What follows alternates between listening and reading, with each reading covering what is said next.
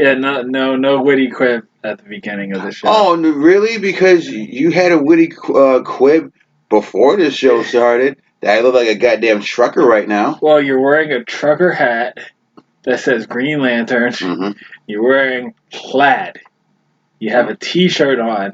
You're wearing not just regular denim, but dark blue, possibly Wrangler denim.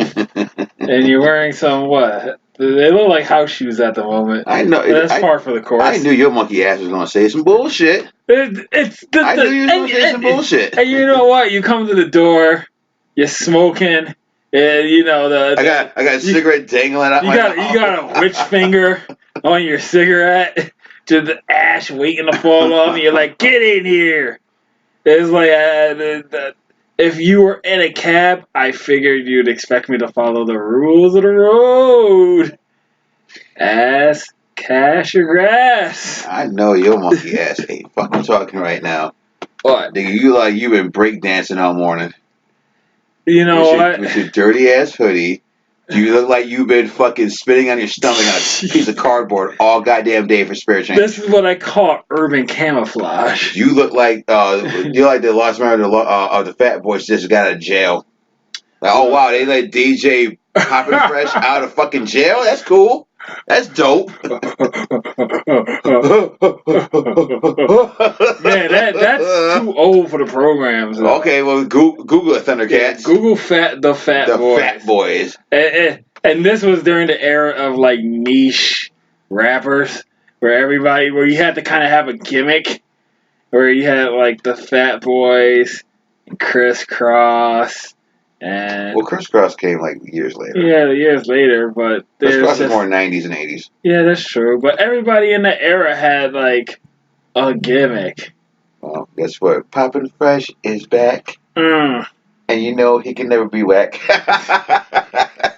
Anywho, as we do, take care of business so we can get. Greetings, programs. Get your ass in here. Welcome to another week of Poverty Podcast, that we call the Geeks From Apt Podcast. We are recording from a Poverty studio somewhere deep in the heart of Rock City, New York. I am one of your hosts. I almost said the host, but one of your hosts. The nigga looks like BJ without the bear. The nigga looks offering BJ's for the bear. He should be driving a truck behind a fucking Trans Am with Burt Reynolds in it. I'm Alan White, sitting across from me, the spitting on his fucking stomach champion of Brooklyn. His brother C. What's going on, man? Breaker 19. We got a couple of angry bears on our tail, and we are heading up to some high stalks of corn. Waffle House coming in. Waffle House coming in to ask you, dude. Coming to ask you, dude. Waffle House. Oh man, see, that's the thing though. We don't have trucker lingo. We got gangster freaking mugster lingo. But we got cannoli twirling lingo. But we don't have trucker lingo. We don't have backwoods fucking lingo. We don't. All I know was about lot lizards and pissing in mega gulps. To your point, I guess I look like I should have a tin of chaw in my fucking pocket. What's chaw? What's the Copenhagen? Yeah, is that what it is? I should have a bag of fucking Red Man in my fucking pocket right here. But if it's you, it's probably just gonna be Big League Chew. Ain't nothing wrong with Big League Chew. That's a great gum. No, nothing wrong with shredded. With shredded bubble confetti gum. Shredded confetti grit gum. Yeah. Yes. Alright. So let's take care of some business. Yep. We are on YouTube, so like, share, and subscribe. Finger pop that bell to be notified of all new episodes. You can email me directly at lookingmerciless1@gmail.com. We are on Twitter at both Geeks From Apartment 2, at Geeks From Apartment 2, and at Simply Ask 1. Yes. That's Simply OSK and the numeral 1 on the Twitters. I gotta really start using Twitter is difficult because it plays to one of the things that I don't find to be a strength, like putting your thoughts into the ether and then having people just take it in. Like if you're a big name or you already have a following, then yeah, people will probably give a shit about what your shit smells like and the broccoli rabe that you ate for lunch. Wow. But when, you're us, everyman, normal Joe, yeah, no one really gives a fuck what's on your mind, but we're trying to change that. It's more about putting things out there about the brand, and you can actually tell us about some Twitter nonsense that you had time for. Sure, yeah, a little later. I was gonna say because I had some Twitter stuff, not bad stuff, but some not good stuff. But so. Let's start the show. Let's get some tasty tidbits of info. Yep. We talked about this off mic. We talked about it on mic. One of the rumors going on in Hollywood is your boy Spike Lee is doing a hip hop version of Romeo and Juliet. Yay!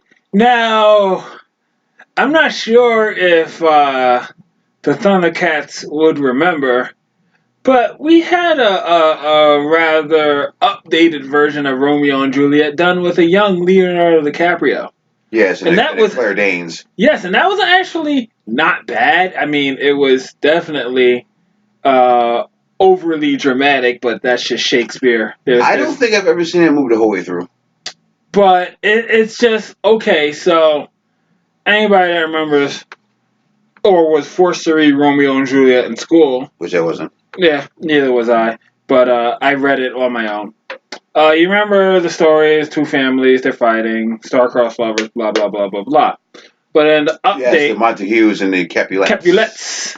But one thing I remember about the Leonardo DiCaprio version that sticks in my mind the most was draw your swords, right? And everybody pulls out pieces, right? Everybody pulls out their guns. Right, but I don't... Correct me if I'm wrong, but they never shot each other. They just always pulled out their guns. They never really shot each other. Only the cousin, the Capulet cousin, I think it was Juliet's cousin, gets shot. Because he gets stabbed in the story. I also remember that John Leguizamo was in it. Yeah, he was. A younger John Leguizamo before the... Wait, it was probably the same year as The Pest. He was still pretty young. Or maybe The Pest was later. It was later. This is around the same time as Tu Wong Fu. Oh, God! Wow! Yeah. When, if we're being honest, he was the best looking drag queen out of all three of them. What, you didn't like Wesley Snipes? No. Yo, if I saw Wesley Snipes in drag on the street, I'd be like, nigga, you trying too fucking hard to be a woman. I mean, Patrick Swayze was... He kind of looked... He was trying too hard too, but not really. Yeah, but John Leguizamo pulled it off. If I'd have saw him on the street, I'd be like, fuck this motherfucking broad over here. And be like, that's a dude. I'm like, aww. Hit you out with the Coyote Police. That's a real deep cut. That's a deep ass cut. Nigga, I gotta fucking Google that shit. Google Coyote Police. Yeah, I gotta fucking Google that bullshit. And then watch your dick get confused. Is it hentai? No. Remember, it's the chick from the FGC that was at Evo that was commentating, and everybody's like, "Oh man, that's a hot dude. That's a hot chick," and everybody's like, "Yo, that's a dude." Oh, right. And everybody's like, "No, it's not. That's a chick." It's like, "Nah, yo, Kyle Police is a dude." And everybody's like, confused voters all over. You know why? Because Asian dudes are the best at pulling that off. I wouldn't know. I'm not an Asian dude. But you know what I'm talking about. Yeah, I know. I'm just being... You're just being an asshole. Yeah. Continue. Well, no, that's... before you got over here, I saw a clip, quote-unquote teaser, for The Boys Season 2. Ooh, damn! It's a scene with a very young Homelander. Mm-hmm. He's in... I assume like 11. Yeah. In a fucking lab room. Yeah. And they're showing him pictures of American things like Thanksgiving and 4th of July and this, that, and the third. Apple pie and baseball. And baseball. Yeah, baseball's my favorite sport. Yeah. So the chick that's his tutor. Mm-hmm. he's trying to teach him. It's like when it came to Thanksgiving, it's like, well, which one's the daddy? And she pointed at the dude. It's like, where's my daddy? It's like, well, your daddy's the doctor. So he was like, are you my mommy? And she was like, yes. Does that mean you love me? Yes. Does that mean that you'll always be there for me? Yes. And then he went to hug her, but because he's fucking evil Superman, he crushes her, and she dies. Oh. And so they're like, oh, the doctor's coming. It's like, we'll take care of this. And the main doctor is like, I told the other doctor that he suffers from isolated depression. Yeah. And the doctor didn't respond. All he said was just get him another tutor. And the clip ends. I was like, man. But, now you see why he's burning people's eyes out and being a dick. Yeah. But as we know that The Boys Season 2 has finished wrapping recently. Yep. It comes out next summer. Cannot wait. We them boys. We've talked about this extensively on this show. Yep. By now, if you haven't seen it, go out and I won't even say you missed the boat. No, you didn't really miss the boat. It's because out there. The boat is still sailing. This is a Carnival cruise that is out of dry dock, but it's making its laps. So please go out there and check it out. It's a fantastic show. Check out as this year winds down. Yes. I like to. Well, I'm not going to say. I'd like to assume we are going to do a year-end episode. Yes, we're going to do a year. And spoilers. That's one of my favorite TV shows of the year. Oh, definitely, 100%. Yeah. So. Yes. We neither one of us cannot wait for season 2 of Them Boys. Let's get into it, man. What bullshit you had time for this week? Okay, so I actually had time for about roughly 6, 12, roughly 14 hours of impeachment footage. Oh, you've been watching that shit? This is like the problem. I liken it to a multi-part episode of Law and Order. Okay. Right? And I'm a very I can take in the information and then I do something that people often don't do. I look at how both sides are covering it. So I will watch the impeachment hearing. I missed the first round of questioning, but I caught the last two with Yovanovitch and the two today. And so I've been sitting down, not sitting down, but I've been at work, watching the coverage. And then at the end of the day, I will go and watch an hour of Fox News and an hour of MSNBC and see how each side is taking just raw facts and running it through. Okay. Now, I'm not going to turn this into the political segment. It's just not what we do. You can do whatever the fuck you want. Yeah, I know, but I have not seen. I haven't seen any of the impeachment hearings. Obviously, I've heard about them, but I haven't seen anything. I will instead talk about commentary. Okay.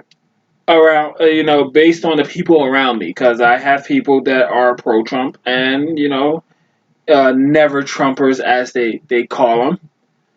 And it's weird how, I don't want to say this to be extreme, but dangerously ignorant both sides are.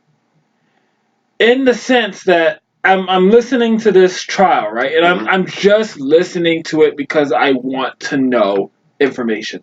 I want to be informed, right? I'll parse through what I think is good information and bad information. I'm just trying to take it in for what it is.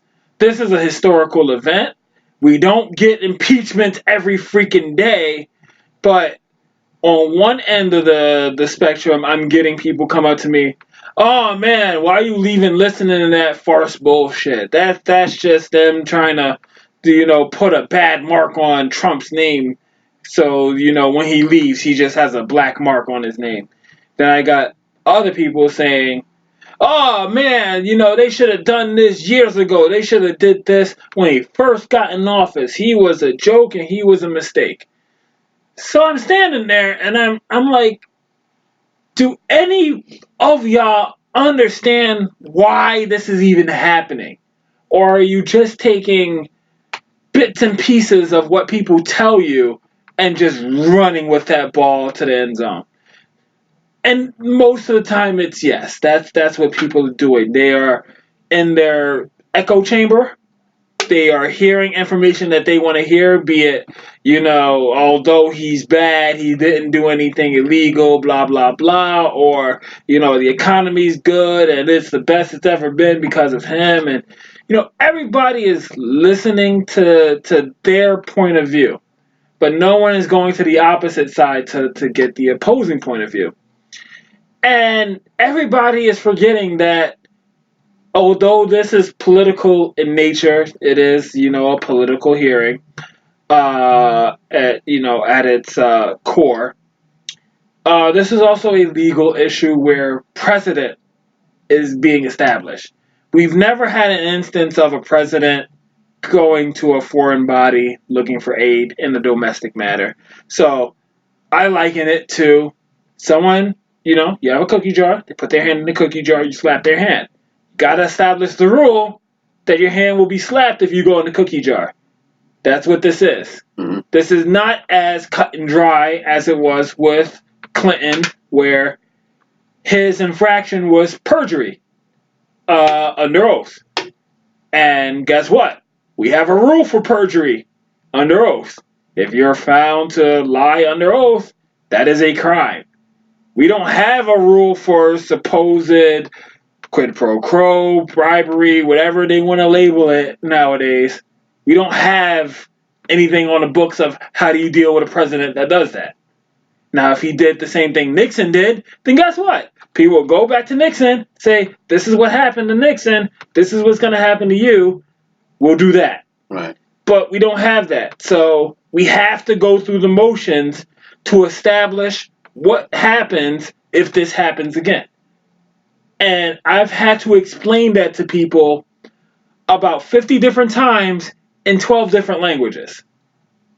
And it's just, I understand this is not the most interesting thing. This is not as hot topic as a blowjob in the Oval Office. This Right. is not, but it's history. And this is something that I think people not necessarily should be interested in, but should be more aware of. And that's been probably the culmination of my past 2 weeks. It's just been sitting, watching this information, getting both sides, finding out that, one side kind of angles it towards this way, another side angles it towards another way. Both of them have points. Some of them I agree with, some of them I don't, from both sides, but people just kind of ignore it and listen for what they want. They listen for that little snippet that they agree with, and then they just hold on to that for dear life. And that's all I've been doing. And I mean, I've been reading stuff, and I mean, Soul Calibur is having an update, and all sorts of nonsense with video games, and I've just been enthralled with this legal proceeding that's going on. You've been paying more attention than I have. To your point, Mister. You don't follow politics. You know what? I bet if I showed you a picture, you'd be like, "Oh, okay, that's Nunez." I have not. I'll be honest. I have not been keeping up with the You're impeachment. like, "What's that dude Nunez doing up there?" I know that dude. I know it's day 2 of the impeachment hearings, but I have not been paying attention to it at all. It's actually like day 3 or 4. It's really? Yeah, because well, maybe day 2 was yesterday. I don't know. No, day 2 was Friday. This is day 3. Are you sure? Yes. Right. This is why we have a laptop. Fact checking time. It was I could have swore this was like just day 2 with all this. Nah, this is day 3. because they interviewed two I don't even want to say generals. I don't remember the first two people that were interviewed, but they had Okay, so a set of tandem interviews. Day 3 was 15 hours ago, so that's probably yesterday. So to your point, it is day 4. Yeah. Okay. And this is what we're rolling with, and as they are ramping up the type of witnesses that they are bringing in, because at first they had the two White House officials, and then they had the ambassador that got fired, and now they had the actual two people who were on the phone call in question. So you have like first party people that are involved, and I would presume that you're going to get more first party actors in this impeachment hearing as you move forward.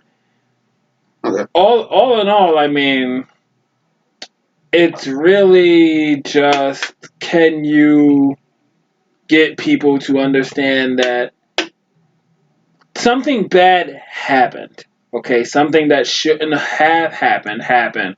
Whether or not both parties say, hey, this is all good, it's not. It really isn't. Now, how you act on that afterwards is what's going to determine whether, impeachment happens or not. But you have to air out all this stuff before you make that decision, for good and ill. Like, if he gets, exonerated of all this, of course, people who agree with him are going to do their victory lap and say this was, achievement for the president, Teflon Don, that's what they're going to view him as. And that's fine. If that happens and he's proven innocent, then guess what? The system did what it should have done, and this is where we leave off. But now, if it happens again, and let's say it's a Democrat at the helm, you don't get to have the vitriol that you have now. You don't get to, because y'all established that it's all right if a president goes to a foreign power and say, hey, I need you to look up something on a domestic citizen. That's why I said it's important that we set a precedent where, if this is okay and this is legit, then it's going to be legit for whoever's in office now. That's all you're establishing. Okay. That's it. Or did you have time? Oh, no. I was going to say, thank you, first of all, for Sunday on the Beltway.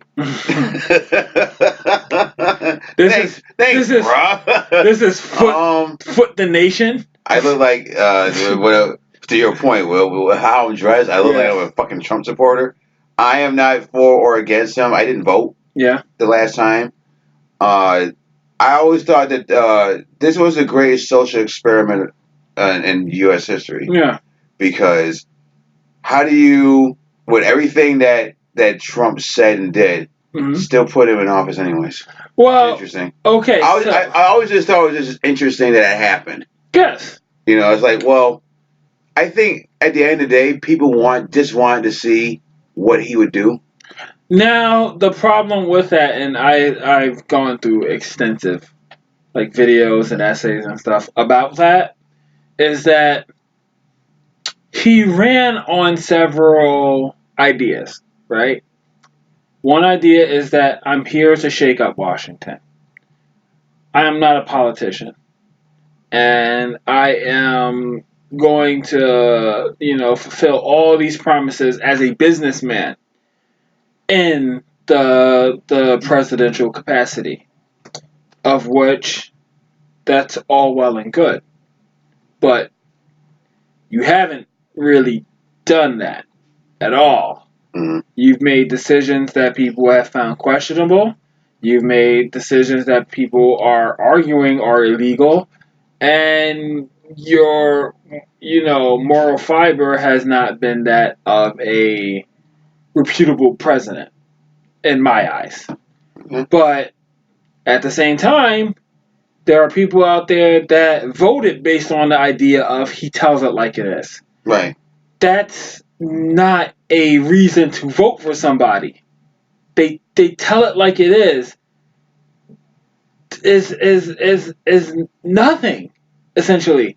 I could say, I could throw N bombs and say let's lock them up and this, that, and the third. That's also telling it like it is.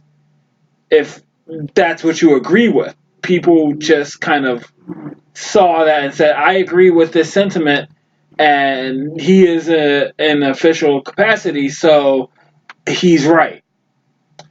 The idea of the borders and immigration and stuff like And that. that weird ass wall, like that weird ass Escape from New York wall Yeah, that he was supposed to build, which I knew was bullshit from the start. And like, okay, good luck. but Good luck with that. but the problem is that he plays to an audience that sees it as an issue, but that's the wrong issue you're fighting.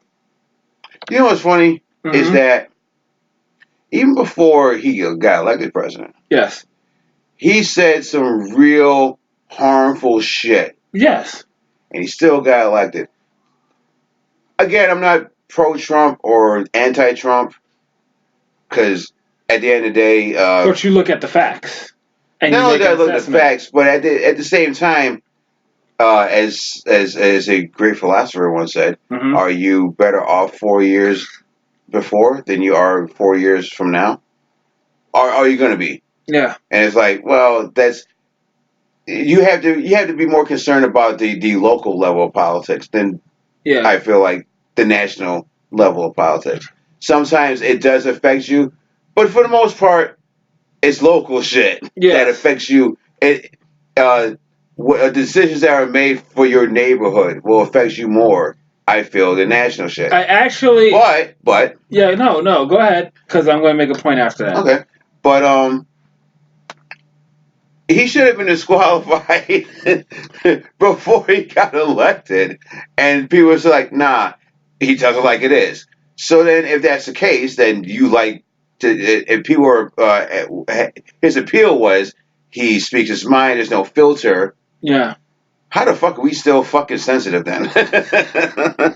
Well, You know what I'm okay. saying? This is such a multi-layered thing. I'm gonna touch All upon. right. I'm gonna touch upon the first thing you said, the local issues thing, right? I actually watched a YouTube video about how the decline in local news Mm-hmm. and the expansion of networks like CNN, MSNBC, and Fox Yeah. have actually been a detriment to the idea of people coming up with their own assessment of situations. Because when you look at something like the DNC, right, which is not really the up and coming, Well, it's still a thing, but yeah, it got bought out by USA Today. yeah, Yeah. where we're now getting more national news, more news skewed to an idea. Well, We're not getting as much. because a lot of local news stations and a lot of local newspapers got bought Bought up, out, yeah, bought out by these big news conglomerates like yeah, what's it called, Nexstar, I believe so, or SBL or something like that. something like that. Yeah, and it's no different from our local paper because if you go downtown in the Yeah, Rock, it's DNC, but it's a conglomerate of USA USA Today. Today. You know what I'm saying? Yeah, and Which what? I just kind of assumed that was going to happen because Yeah, as Ned Beatty was quoted in Network, Google that movie if you yeah, haven't seen it. It's for an old real. ass flick, but it's so ahead of its time. He said, "Hey, listen, these wars are not about countries so much anymore. No. It's about corporations." Mhm. And that's where we are. Here we are in 2019. The movie came out in 1976. Yes. Here we are in 2019, Wow. and those wars ring way more true today than they Than they did in ever did. 1976. And one of the points of this video essay that I saw was because local news is phasing out, all we have are these echo chamber newsertainment stations. So you don't have as much impartiality anymore, where people just kind of, this is the news, this is what's happening, this is what you have. I'm going to disagree with you. Okay, I'm going to disagree with you. Yeah. Because we also live in a time of the internet. Yes, we do. To your point, that's like waiting for the source to come out every fucking month to tell you what rap album is a great rap album. It is a Fight Mike album of the month. Yeah. And to a certain extent, that was true at one point. Yeah. But now we have the goddamn internet. Yeah. So I think to your point, you just have to dig. But just like with rap music. Yeah, go ahead, continue. I'm not gonna sit here and wait. I haven't read an issue of The Source in 15 years. It's funny that we bring this up. Yeah. I was thinking about this the other day. I haven't read an issue of The Source in goddamn almost 15 years. Because one, The Source lost me when goddamn, what's his fucking name? Tony Yayo's Confessions of a Predicate Felon. It got a one mic. I said, that's bullshit. That's at least a 3 mic album, not a 1 mic album.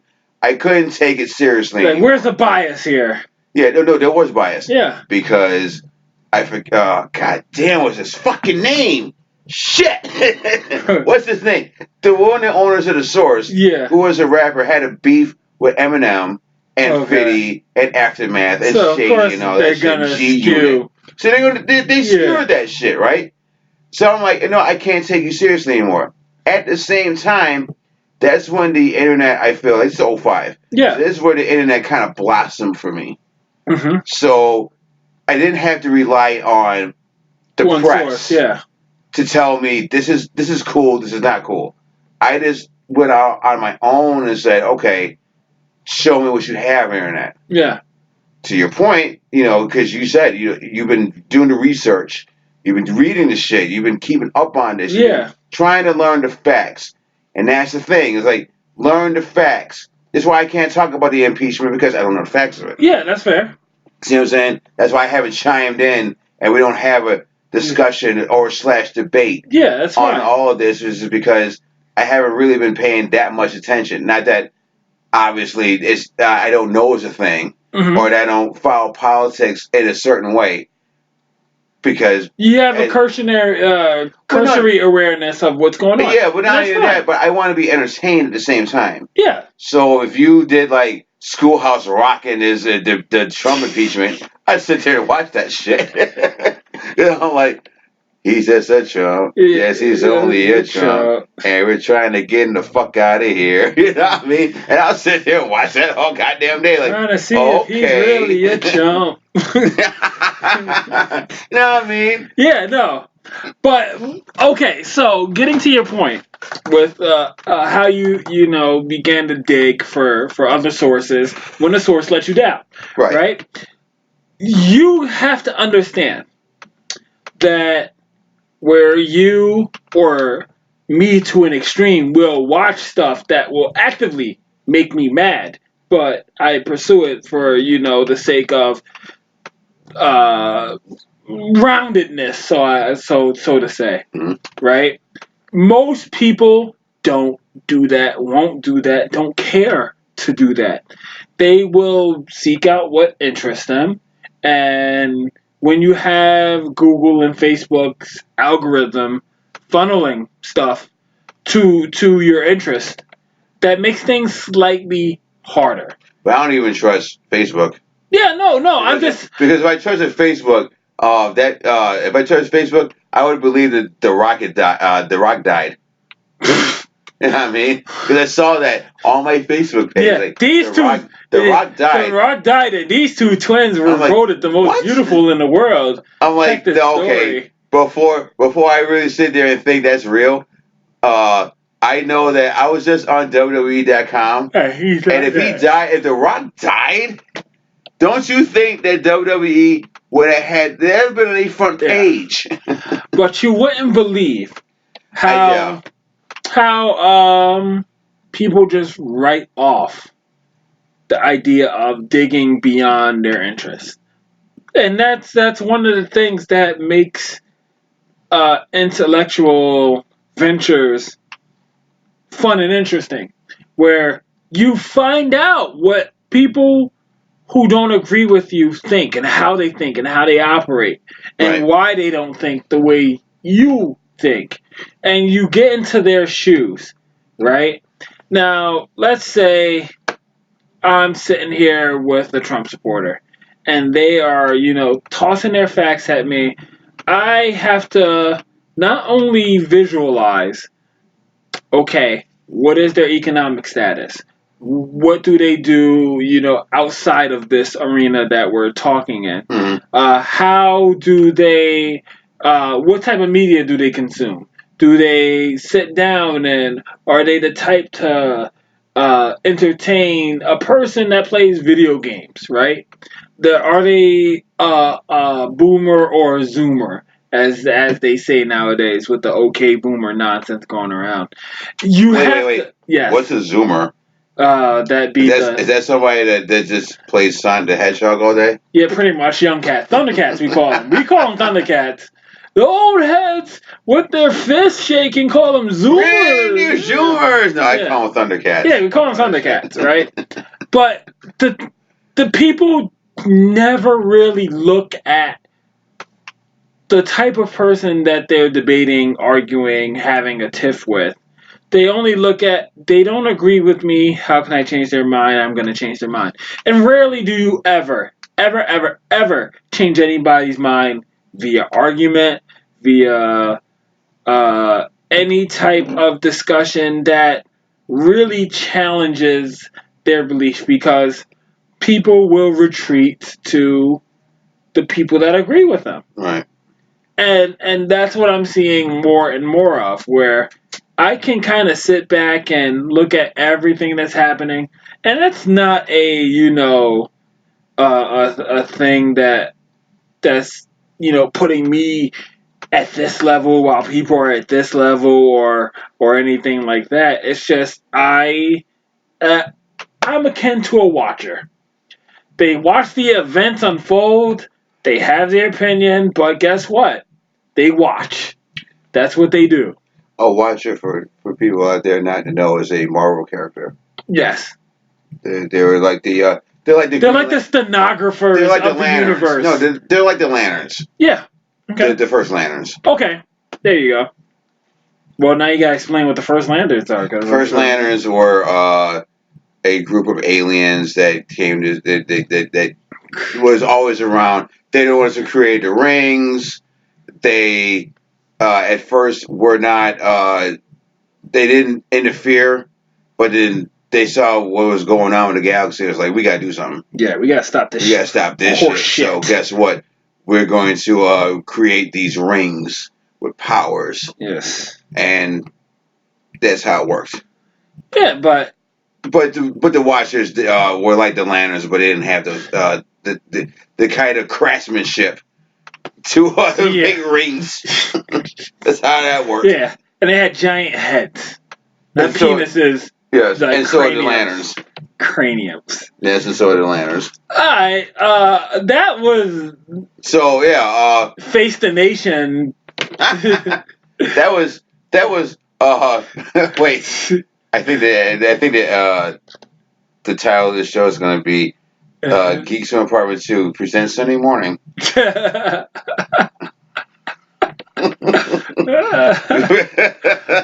You know what's really funny is that I've Sunday without Rachel Maddow. Oh, alright, so... And if I didn't know she was gay, I'd try to hit on her. Okay, so I used to listen to Rachel Maddow. I used to listen to Rachel Maddow. I don't like dick. On Air America. And this is like so far back. I used to listen like, God damn, I never realized how like political I was until I said that sentence. But I used to listen to Air America when I like to go to sleep. And Rachel Maddow had like a late night show. Okay. And I would listen to her and who else? Al Franken. When he was still on the radio before he became, I believe he's a senator now. He's a senator of Minnesota. Okay, Minnesota. Yeah, my home away from home. So I would listen to Rachel Maddow, Al Franken at night, and I would listen to Rush Limbaugh in the morning. Oh Lord. Yeah, I know, right? It's like, why did I strap myself into that seatless chair and have my balls waxed? But again, if Rachel Maddow was sitting in front of me and I didn't know her sexuality, I tried to hit on her. I was like, "What's going on with you, Rachel Maddow? I don't like dick." But see, no offense. Say that. no offense, and not for nothing. She has the typical look. Doesn't matter. I'd be like, oh, she's like a school teacher. She does have. She has that kind of like freaky school teacher look to her. But she's not like, she doesn't have long hair. She has the pixie cut. It doesn't matter. She had the same haircut that a lot of teachers had in the 90s. Oh wait, yeah. Yeah. Miss Ernst, yeah. So back then they could have been straight any fucking ways. Yeah, that's true. See what I'm saying? So I'm like, see, you say that.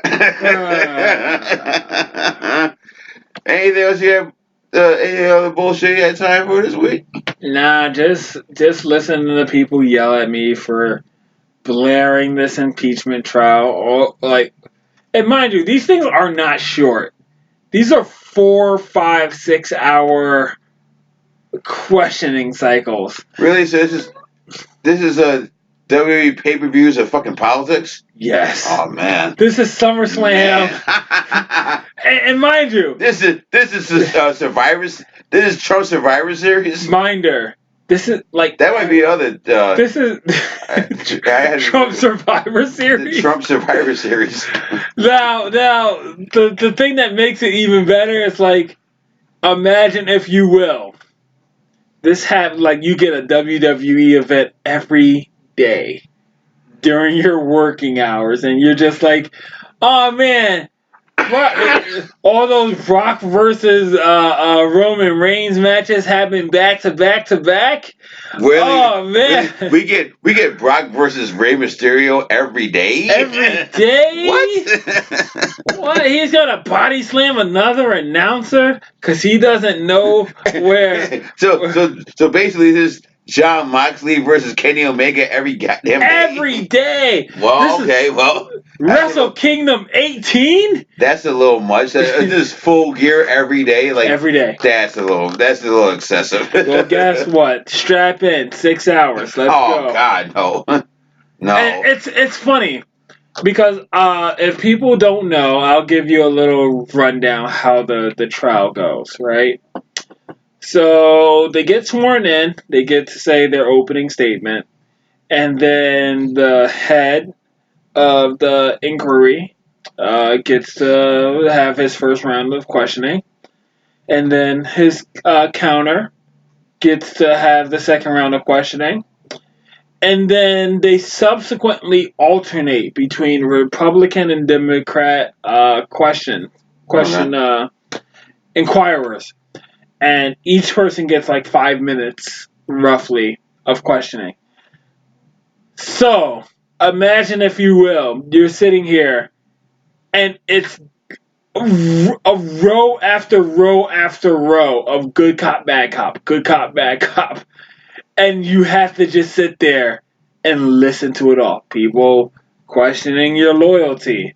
People questioning whether or not you are really a patriot.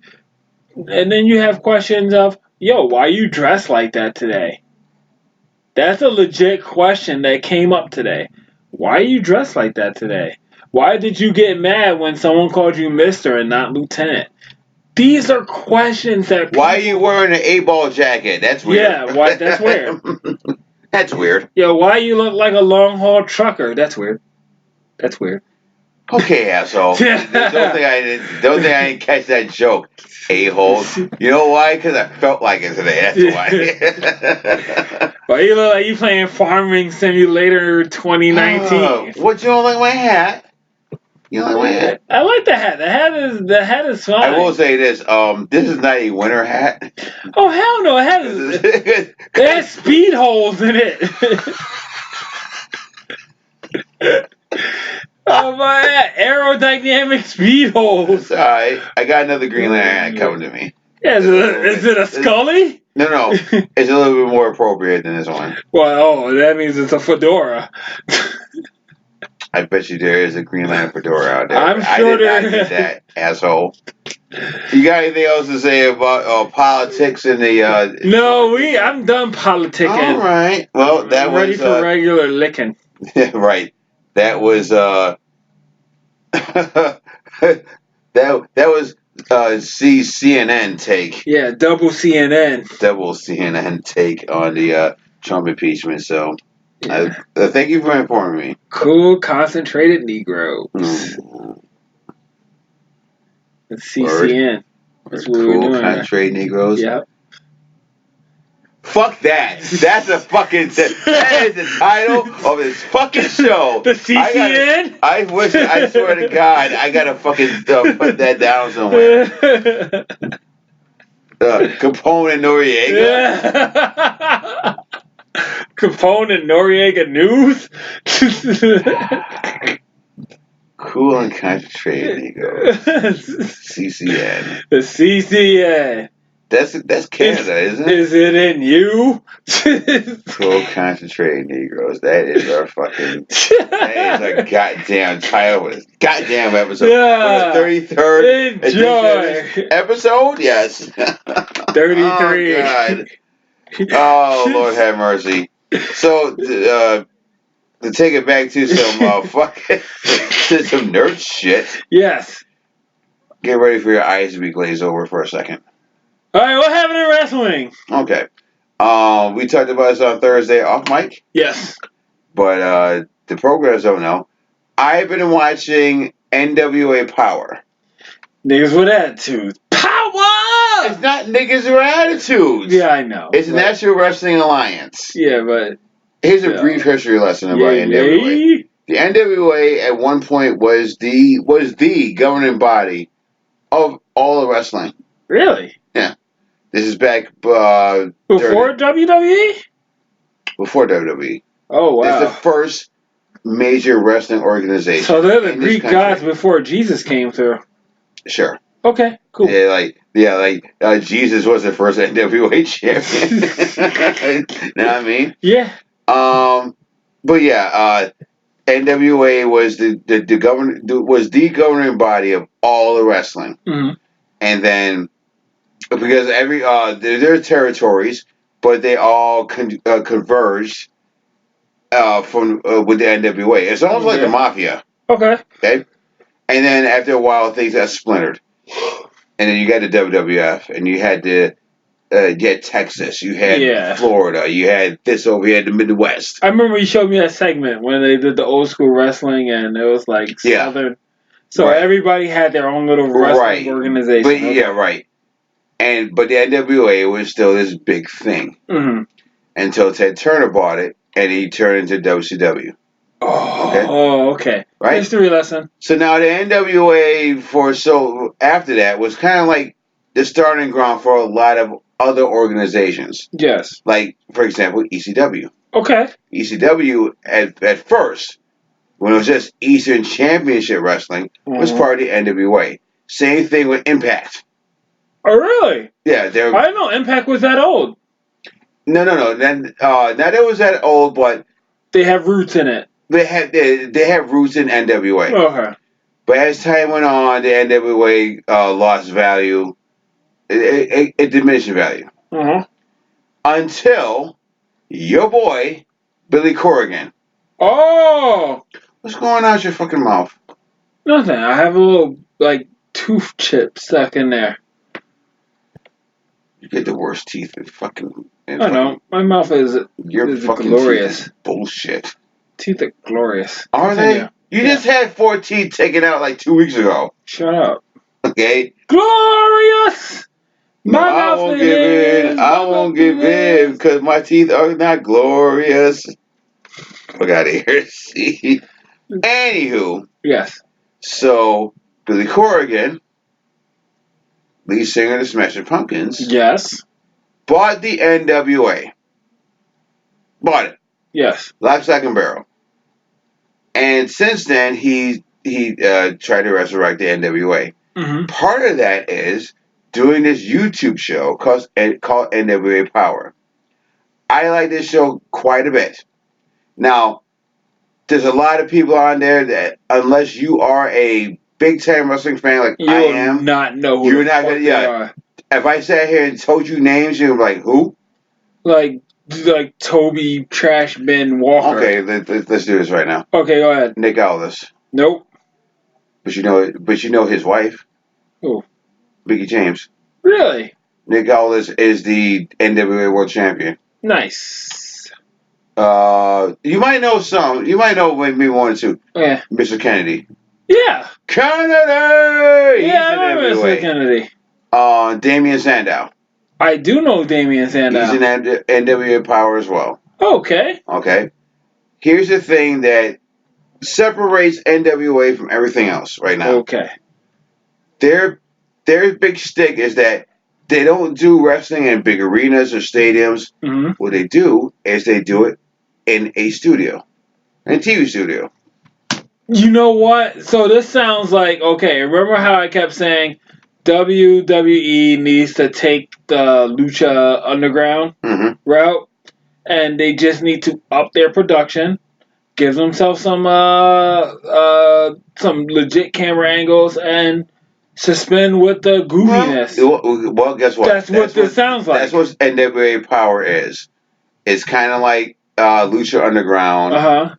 They do goofy gimmicks and goofy commercials in between, including someone called Tony Falk's Waffles and Tire Irons. It's like a restaurant. Yeah. Not real. It sounds like Jones Barbecue and Foot Massage. Yes, that is exactly what it is. Nice. I appreciate it for what it is. Yeah. Episode 7 was supposed to come out today. Mm-hmm. And they suspended it. I haven't seen it yet because one of the announcers said some controversial shit. So I haven't seen that one yet. Free Hong Kong, probably? I don't know. Boobies! You know what? Speaking of politics, that's the other thing that I don't understand what's going on right now. Well, Hong Kong? Yeah, like what the fuck what is all this about? Okay. And why is the cops like killing people in Hong Kong right now over these protests? Give you a brief, because I'm not as informed with Hong Kong because I'm following domestic stuff a little bit harder, especially since the Hong Kong controversy has moved outside of the realm of video games. So, Hong Kong is a little...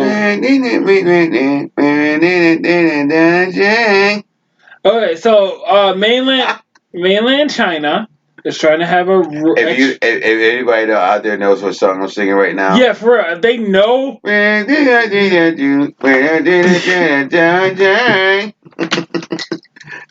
game is bugged. So, thing that's going on in China is that mainland China is trying to have a rule where, you still have a full glass. No. Here, take that. Take that with you. Bam. Finish it.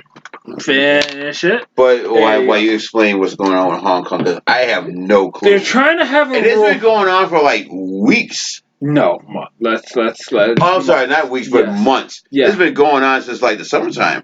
Oh yeah. So, okay. As I was saying, for like the third time, mainland China. This is the most political episode we've ever done. And my only regret is that DK wasn't here with us. Yeah, no. Actually, that's kind of good, cause nigga, wow, yelling. He doesn't yell. He does yell. He yells, but it's okay because we love him. But and we you know what? It's like having Yeah, y'all, human politics like me with wrestling. Yes. Nah, And like people kind of turn it off. can you up? Like Yeah. it reminds me of the WrestleMania episode where it's just it's a constant reminder that there are some who are not accustomed to the podcast stylings of Well, talk, yeah. pause, talk, pause. But the other problem was that we were trying to do that when the show was still on. Yes. And we were picking up so much noise. Yes. But getting back to Hong Kong, right? Yeah. So Hong Kong is not really a part of mainland China.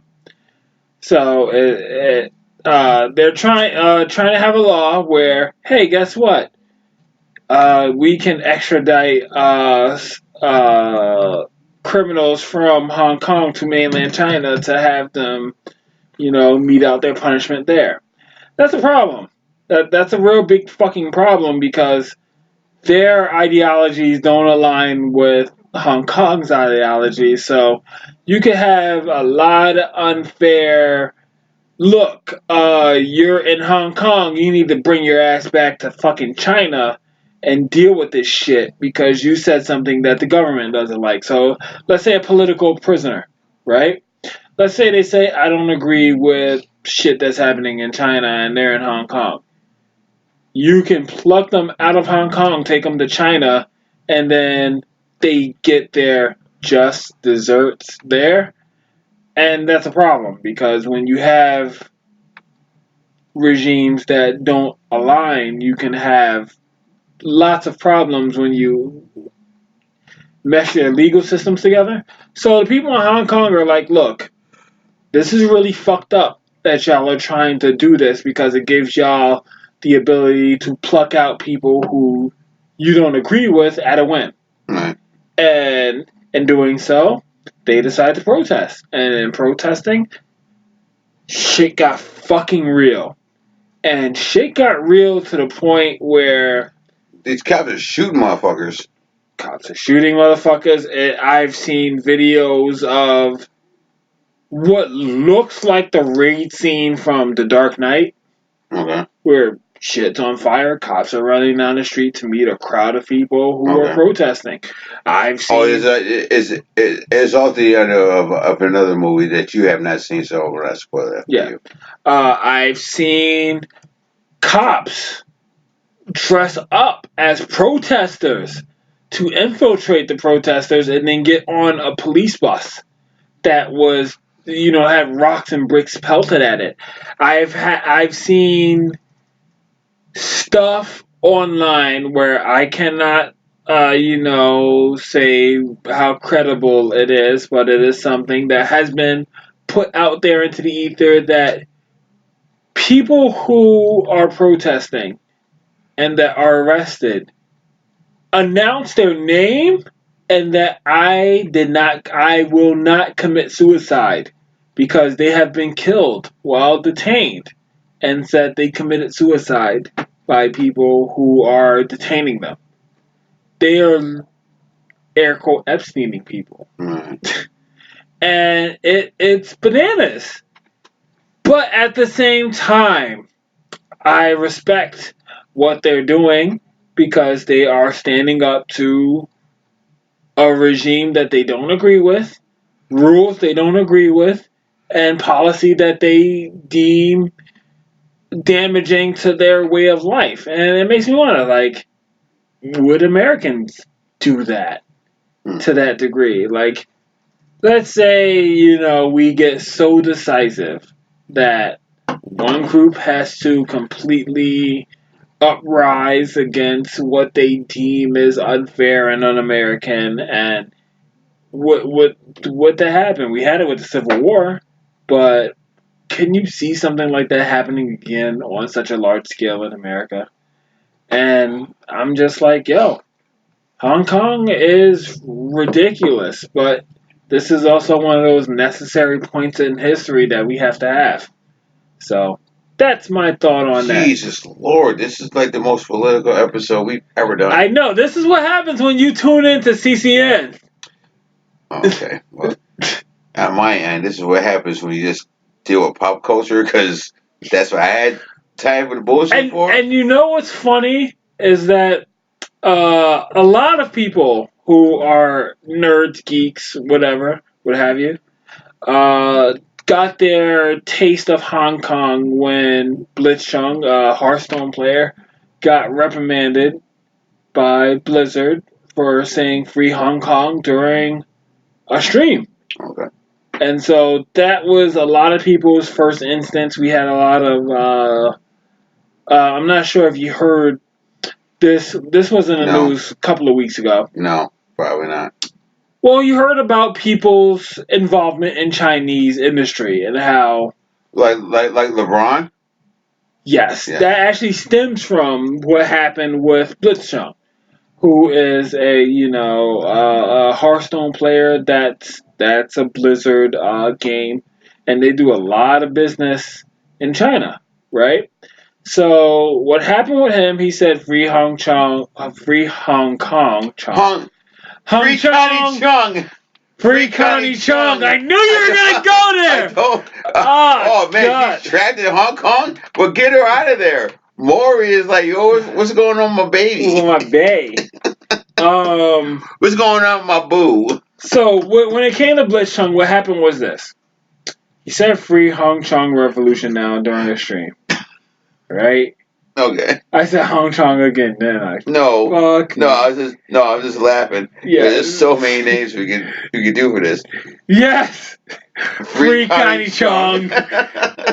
You got Free Connie Chung. We got CCN. Yes. God. Or CNN. Certain Negro news.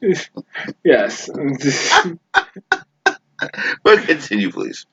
But okay, so what happened? He said, "Free Hong Kong Revolution" now during a stream, and he got his tournament winnings taken away, a What? ban, and yeah, this happened recently, and this was a blemish on Blizzard. Now, when this happened, everybody was like, "Yo, y'all motherfuckers is bonkers because y'all are an American company and y'all met out this punishment with Chinese influence in mind. Y'all did this to appease the Chinese."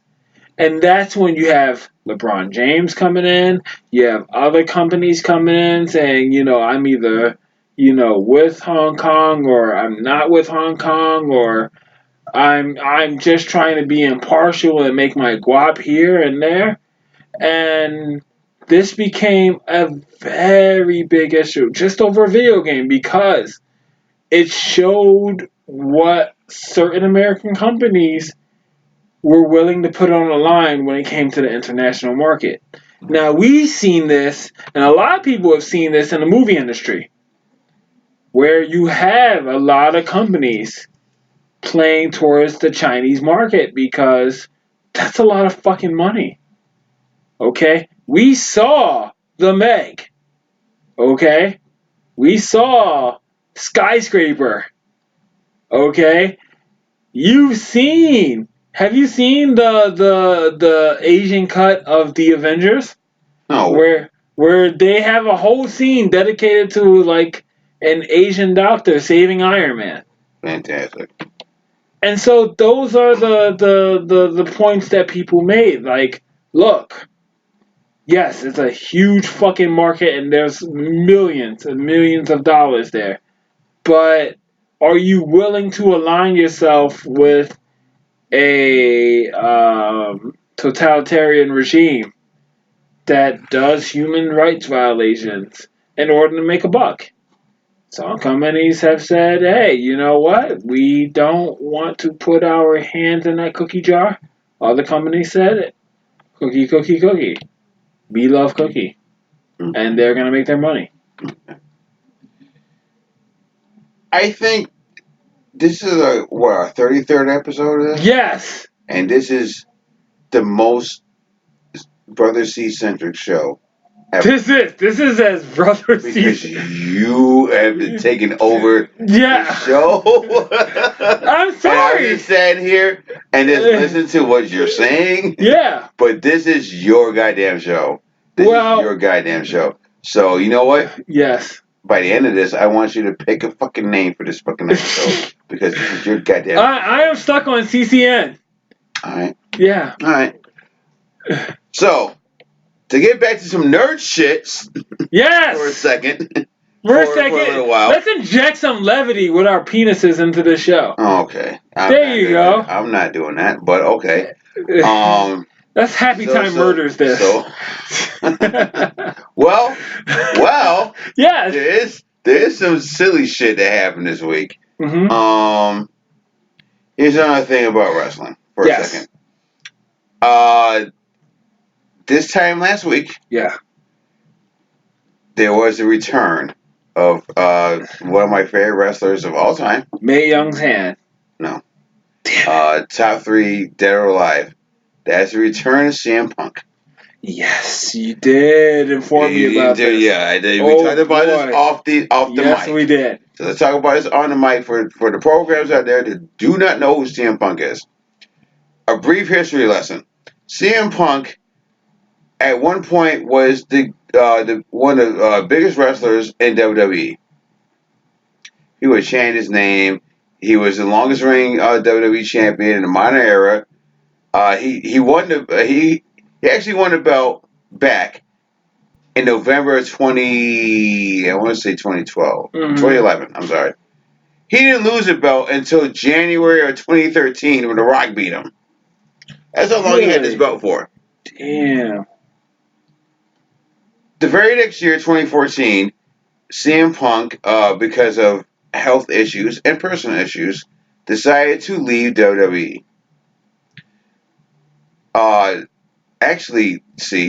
It was 5 years ago, almost to the day, that CM Punk went on his friend's podcast.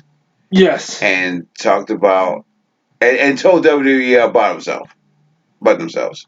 See what I'm saying? Mm-hmm. It was a very, it was a very infamous podcast, a wrestling podcast. Since then, since he left, he has done other things, including UFC. Yes, I do remember that. Yes, where he got the brakes beat off of him twice. He did. And the second time was so bad that Dana White fired him on the spot. Fired him and the dude that was in the match with him. And he's been doing some other shit ever since. Mm-hmm. For the last few weeks, CM Punk has there were rumors that CM Punk was working again with WWE. Just like a lot of people who said that I'm never going to work with WWE again. Like Bruno Sammartino, yeah, Ultimate Warrior, Sable, and the most infamous is Bret Hart. Ooh, really? The Montreal Screwjob? What happened with Owen? Yeah, no, I do remember that. You know what I'm saying? Yeah. Was the and he was like, I'm never working with this company again, but he did. Yes. So fast forward to last week, after we did this podcast. WWE, well, not even WWE, Fox has this show called WWE's Backstage. It's a panel show, like a morning panel show, like on sport. It's like Sports Center on ESPN or some shit like that. And at the end, at midnight, the big surprise was CM Punk came back to do the show. Yeah. Right? And the only person that knew was the host, Renee Young, the wife of John Moxley. Mm-hmm. Okay? Everybody else was like, holy shit, what the fuck is he doing back here, right? So I had to think, what time is it? Almost 11. That he'll be on that show tonight. Okay. Here's the deal. See, he didn't. He's not working with WWE. He's working with Fox. He made his deal with Fox because so he's not beholden to anything that WWE does. Yeah, right. Because he's not working with. He doesn't have a deal with WWE. However, because he was the biggest star in that company at one point, where even when he left, there were still chances of his name. There the problem with this is that you can't have CM Punk anywhere near orbiting the fucking WWE universe and not have fans like me saying, "What is this cool? You came back to do the show, but when are you going to wrestle again?" Yeah, that's true. Here's the other interesting thing. This weekend is Survivor Series weekend. Mm-hmm. There are two shows that WWE is doing this weekend: War Games and Survivor Series, which just so happens to take place in CM Punk's hometown of Chicago. Okay. So you really think that then the fans are not going to hijack this show in Chicago? Of course, and he's gonna lose that show too. So the question is, what does this mean for him, for CM Punk and WWE? Does that mean he's going to wrestle again? Maybe, maybe not, because he's making good money just going on this panel show talking about WWE every few weeks because he's not full time. He's just there every once in a while to talk about the WWE product, and he's going back home to Chicago with his hot ass wife and cashing the check. Yep. You know what I mean? I'm not reading anything into this. That, oh, well, this means he's going back to wrestle. Doesn't mean shit. Doesn't mean shit. So that's my political view for the weekend. CM Punk. There's more important things going on this week than what I feel about CM Punk. Anyways. No, but you gotta understand. CM Punk was a character, person, wrestler. He was. Everybody wanted back. People have been making speculation about his return for years. Yeah. After he left. Yeah. So for him to actually show up is monumental for some people. Yeah, it was monumental for me because I'm like, sorry, I almost burped on the mic. But for me, it's like, well, boo this man. It's cool. No, not boo him. Boo him. But it's like, well, it's cool. You came back, but I'm not going to read too much into it. Yeah. Until the day he's got a pair of wrestling tights in any ring, whether it's WWE or AEW or New Japan or NWA. When that happens, then you can say, "Oh, CM Punk's back to wrestling." Yeah. You know what I'm saying? It's like when Daniel Bryan first came back, and they just kept having him walk to the ring and chit chat. Yeah. And it was like, okay, is he gonna wrestle or is this all he's gonna do? Put it this way: if he's not on the card at WrestleMania next year, then he's not wrestling. Pretty much, right? So that was that. Other shit that I had time for the bullshit for. Okay, so I was at DK's house on Saturday. Uh-huh. We saw two things. Okay. The first thing, I showed him the Kenny Omega John Moxley match. Okay. From when Full he Gear. came out as fucking from Undertale. He didn't come out. That wasn't. That match? No, that was an AEW show. Oh, really? That was an AEW Wednesday Night Dynamite show. I showed him the lights out, no disqualification match. Okay. And at the end of that, even he said, "I don't understand why people didn't like that match. That match was awesome." Yeah. Right. So then, after I showed him the match, he went on HBO. Mm-hmm. And he was flipping through all the movies that were out. Yeah. And I'm about to say, what documentary did you watch? I saw one, and I said, "Stop right there! Stop right there, because we're gonna watch this movie because it was a movie that came out last year that I completely missed. I think you did too. Which one? So me and B sat there and watched. Not B, with DK. Yeah, party foul. Continue. But I didn't say his last name. No, that's okay. Me and DK finally saw Upgrade. Fuck! It's on HBO? Yes, it's on HBO. I hope my homeboy still has that. I'm gonna watch that shit tonight. Yeah. How was Upgrade? So, yeah,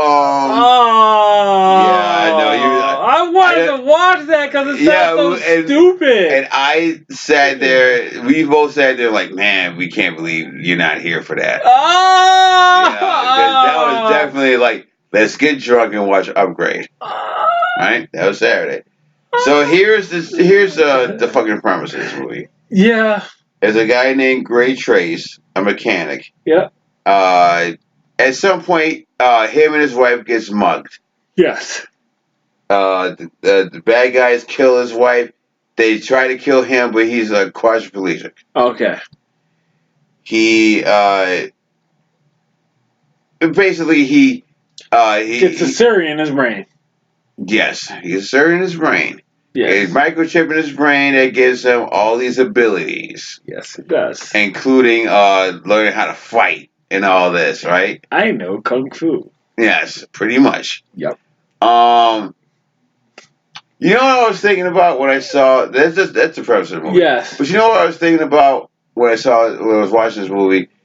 It reminds me of a movie that came out later on that year. What's the one? Hardcore Henry? No. Okay, continue. Venom. Really? It reminded you of Venom? Yeah. And it says that. Oh, the dynamic between the inner and outer character. Yes. And yeah. Yes. Okay, I can see how that plays out. Where I really wish that Venom was more of this. Yeah. Because if you're not going, because it's a buddy cop movie with one person. Right, but Upgrade is super. I won't say super violent, but very violent. Yes. Very violent movie. And I was like, well, if you're not gonna have Spider-Man in this Venom movie, then you gotta go the other direction with it. Here's the thing, see. Yes. I like the end of this movie. Okay. Because there's a plot twist at the end that I don't know, because I was really drunk when I saw it. Yes. That I just didn't see coming. I didn't think I was sober. I might have saw it coming, but I didn't. And neither did DK. And we were both like, we like the end of that movie. Okay. Fuck, I can't. I hope I still have access to HBO. You said it was on HBO Go? Yeah.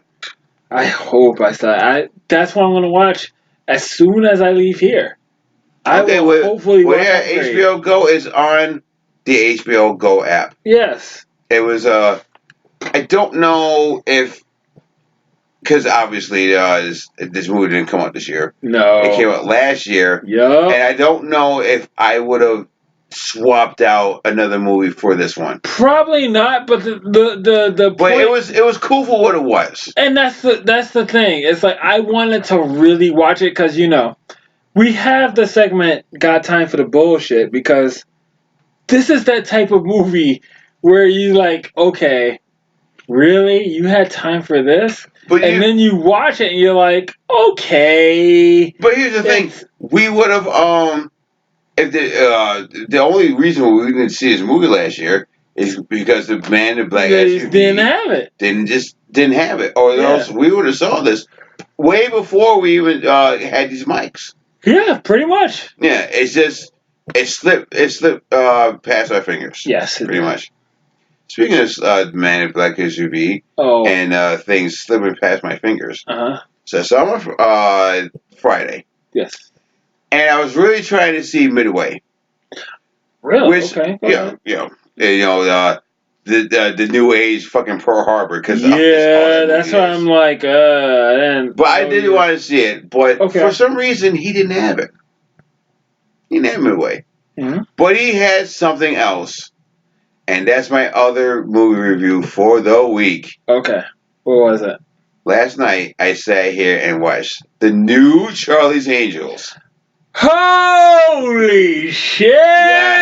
Yes. Because you are a fan of Charlie Angels. Yes, especially the 2000 version. Yes, you love that version. Right. So let me get this premise out the way first. Mahalo, motherfucker. Let me get this premise out the way first. Yes. So, I forget her goddamn name, but the chick that played Princess Jasmine and the new yeah. in this movie, she's part of a tech company that made this thing called Callisto. Callisto is like she's like Alexa for energy. So it's pretty much Charlotte's Angels 1. Pretty much with Red Star. Yes. where they made this thing where you there's sustainable power. Pretty much one of these motherfuckers can like power this whole fucking building, including Apartment 2 Studios. But there's a catch. There's this flaw in it. It needs baby blood. No. Damn it. You can hack into it and reverse it, and it's like an EMP for humans. Okay. Pretty much, it gives people seizures, and they die. Okay. So basically, if I had, not that I ever would, but if you and I had Callisto and I wanted to kill you, yeah, I get to your shit and be like, sit on a pulse, and it would kill you. Okay. Okay. So now Elena, that's her name in the movie, decides to blow the whistle on this, and of course, bad guys come after her. So what she do? She enlists the help of the Townsend Agency that trains all these goddamn angels. Yes. Okay. Now there's two. One is Jane, who's a black chick. I don't know who the fuck she is. The other is Sabina, played by Kristen Stewart. Okay. Who is, of course, from Twilight and The Runaways for me. And that's kind of sort of the premise of this fucking movie. They do talk about fucking Bosley in this movie. Who? Yeah. Okay. Oh, you're gonna say who's Bosley? Yeah. Who's Bosley in this movie? There's three. No. You don't get to have fucking three Bosleys. See, you say that, but there's three Bosleys in this movie. Oh God. There's Black Bosley. Played by Demond Hansu. We've seen this in the trailer. Okay. Number two is Patrick Stewart, Sir Patrick Stewart, aka Jean-Luc Picard. Yes.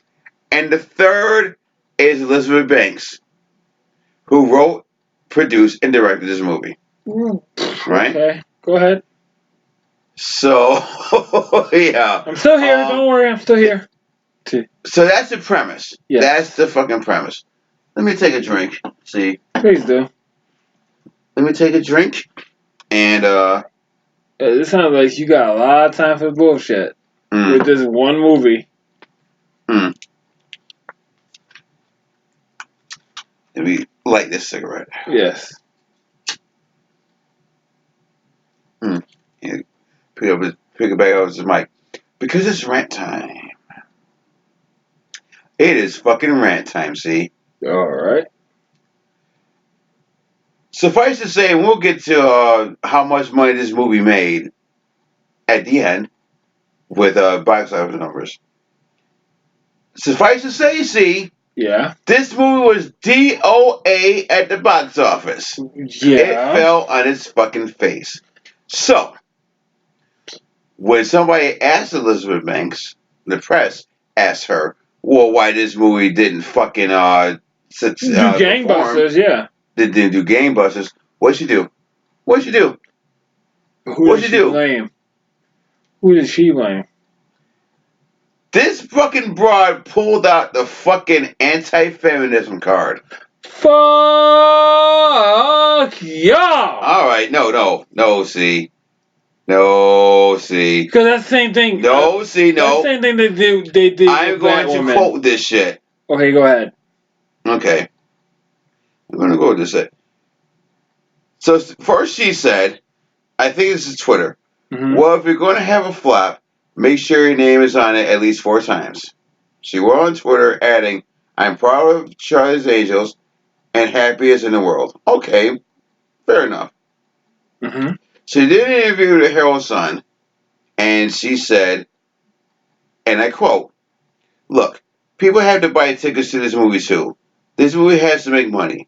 If this movie doesn't make money, it reinforces a stereotype in Hollywood that men don't go see women do action movies. she then went on to say, Mm-hmm. when somebody said, well, how about Captain Marvel and Wonder Woman? Two movies that have strong female leads Yes. that were fucking successful, right? All right. She said first, and I quote, you've had 37 Spider-Man movies and you're not complaining. I think women are allowed to have one or two action franchises every 17 years if they're totally fine with that. Then she went on Twitter to say that, I don't think she went on Twitter, but she said that the reason why Captain Marvel and Wonder Woman were successes because there's still a male-oriented fucking genre, comic book genre. What a load of bullshit. Pretty much. What a load of fucking garbage. That's no, like, see, the goddamn it, see, I let you sit here and talk about your politics shit. You sure did. This is my fucking fucking knocking out the park on me. I was furious over this. Furious. Okay? So let's start with her statement that Spider-Man had 37 movies. Yes. Okay? So let's think about between the fucking Tobey Maguire era and the Tom Holland era. To her point, that's 17 fucking years. Yep. Let's think about the franchises that had strong female characters in that time. Kill Bill, not a franchise, but he did 2 movies out of that. Strong female character. And Uma Thurman as Beatrice Kiddo. Yeah. Underworld. Yeah. They made Kate 5 of these fucking movies. I don't care. I don't even care who listens to me outside this fucking door right now, because I'm about to go off. They made 5 fucking Underworld movies, 4 of which had Kate Beckinsale as a goddamn lead. Yeah. Resident Evil. I don't like that fucking movie. I don't like that fucking franchise. But guess what? They made a shit ton of those fucking movies. They sure did. And most of them had female. Hot garbage. Almost all of them had female leads. Mila Jovovich. Yeah. In the time between Tobey Maguire and Tom Holland, they made 2 other goddamn not Resident Evil, but Tomb Raider movies. Mm-hmm. One with Angelina Jolie, and the other one, Alicia Vikander, that came out last summer that nobody cared for. Nope. Okay? In the 17 years, we got 2 more fucking Star Wars movies, 2 recent ones, where the main characters are fucking female Jedi. Mary Sue be damned. But we still got that any fucking ways. Mm-hmm. To her point, like, well, Captain Marvel and Wonder Woman are male-oriented. Let me ask you a question. Did you see Wonder Woman? Yes, I did. So, let me ask you a question. What other superhero was in that movie? No one. No. Superman didn't come at the end and be like, well, she can't do this, so I'm going to do this. Batman, Aquaman, Flash, Cyborg, none of those motherfuckers, Shazam, none of those motherfuckers was in that fucking movie. Captain Marvel, you saw that shit. Oh, boy. What other, neither one of us liked it, but let me ask you a question, though. What other superhero was in that movie? Iron Man? Nope. Thor? Nope. Captain America? Nope. Black Panther? It was isolated. War Machine? There wasn't even War Machine in this shit. Not even. If anything, it was Nick Fury, who was made to look like a fucking idiot. Yeah. Yeah. Yeah, even if that de-aging stuff was fantastic. Yeah, but guess what? He was made to look like a fucking dummy in that goddamn movie. So guess what, Elizabeth Banks? As a fucking philosopher once said, we just were in the mood for a fucking Charlie's Angels reboot. Pretty much. Or maybe you just made a very fucking run-of-the-mill, middle of the road, bootleg bullshit action movie. Because that's what you did. Or maybe, just maybe, out of the three main leads, only one of them has star power, which is Kristen Stewart. And that's only because of Twilight. That's so true. Yeah. Or just maybe, you should really you should have talked to Sony about how come they didn't fucking promote your movie like they promoted a lot of other shit. Because, correct me if I'm wrong, see, but did you see one advertisement for Charlie's Angels? Because I didn't. Neither did I. You know they did advertise Midway. I didn't even see advertisements for that. Was Dr. it on, like, Sleep. YouTube? Dr. Sleep I saw. I saw advertisements And that's for the other that thing. a lot. That's the other thing, see? Because if it makes you feel better, Elizabeth Banks, here's some other movies this year that people just didn't have time for. Men in Black International. Nobody had time for that bullshit. Nobody had time for Rambo. Nobody had time for Dr. Sleep. True. Nobody had time for Terminator Dark Fate, which had 3 female leads, and people just didn't have time for that shit.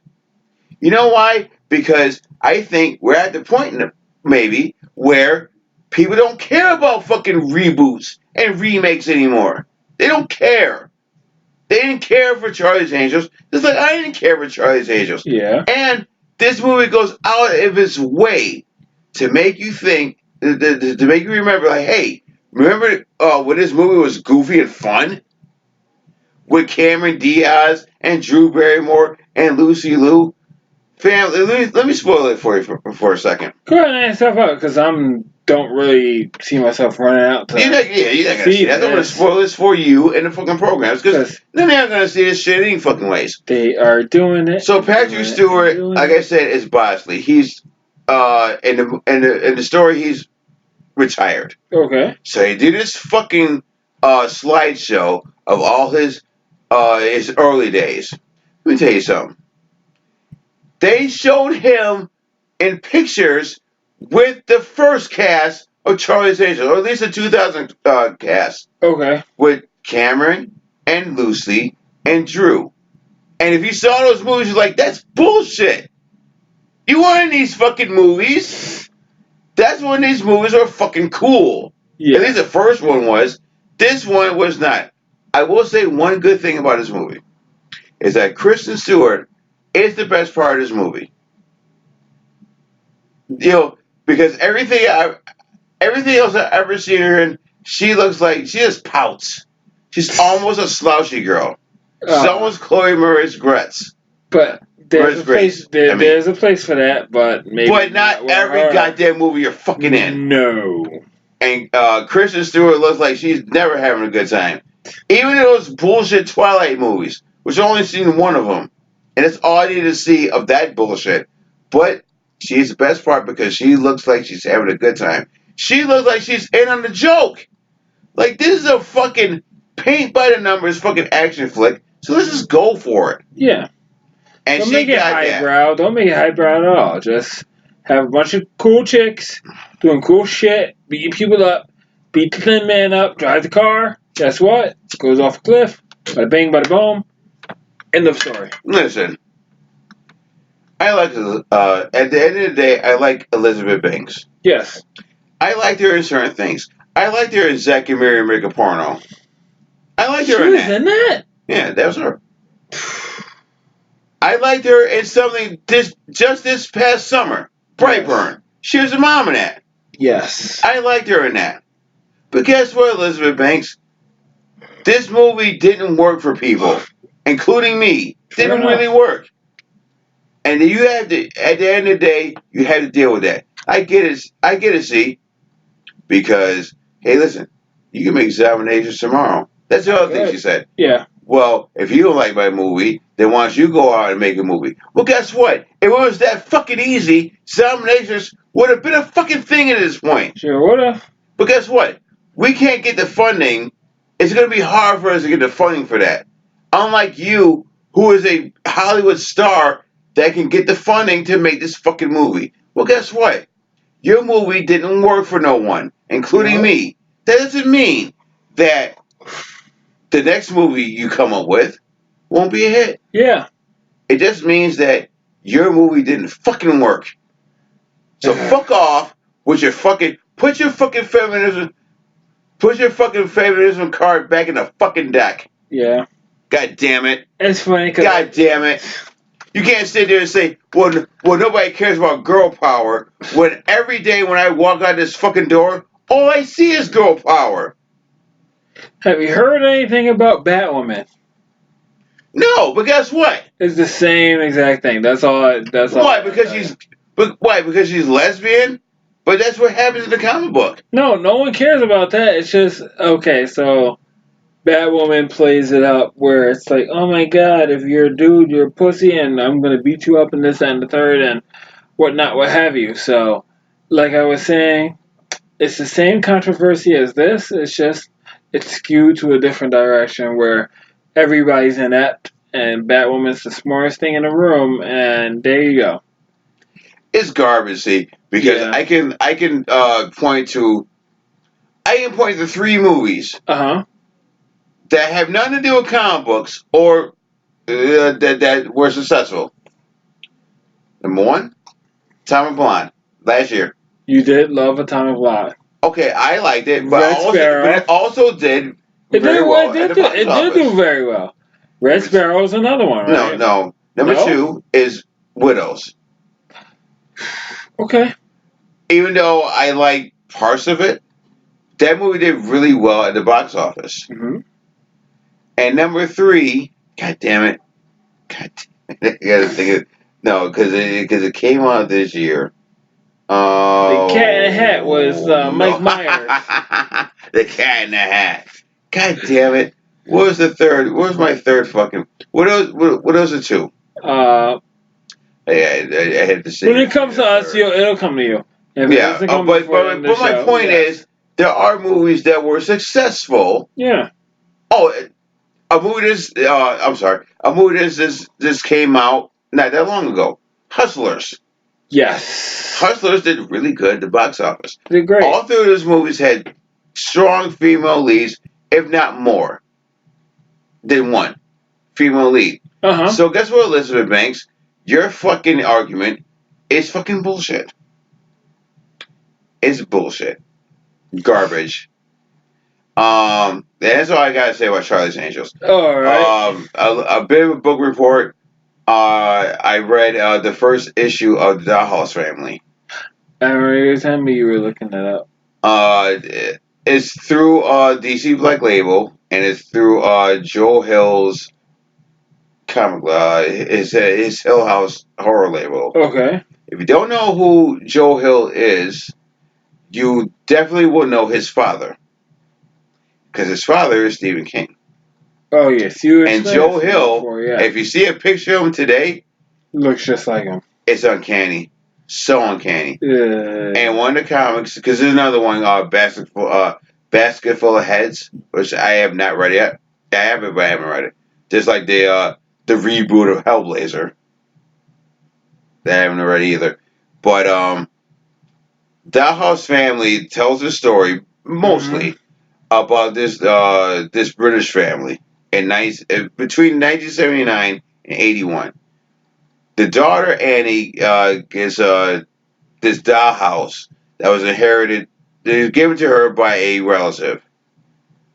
So she falls in love with it. She starts playing with it a lot. Mm-hmm. And as the story goes on, you find out that this fucking dollhouse is haunted, right? Because there's 4 dolls in it, a father, a mother, and 2 kids that she can talk to. Yes. As the story goes on, not only can she talk to them, but she can shrink herself and go inside this dollhouse and interact with them. Meanwhile, her mom and dad are having problems because the dad's just beating the brakes off this goddamn mom. Really? Yeah, it's very, very violent. They show this? Oh, yes. Ooh. Yeah, right? So now as time goes on, you start to learn that this house has secrets. and that there's a room that you can go into. Like your point, we didn't talk about this off on mic. We talk about off mic. Actually, no, with Fantasy Island, where it's like a monkey's fall. Yes. That's what this story is. It's a monkey's fall. Where it's like, see, where Fantasy Island, I actually see it working, and it. Well, no, it works in this story as well. Okay. I'll tell you why. Because everybody that's trapped in this dollhouse had to give up one thing. Mm-hmm. And then, but the penance is you have to live in this house forever, right? So, as you find out, it's like, well, it's not really a mom and these people aren't related in this house. They're just there. It's almost like that episode of Twilight Zone where all the dolls, all the toys are trapped, and at the end, yeah, and you realize that it's the toy box at the end. Yes. Okay. It's that. Okay. I am very intrigued with this story.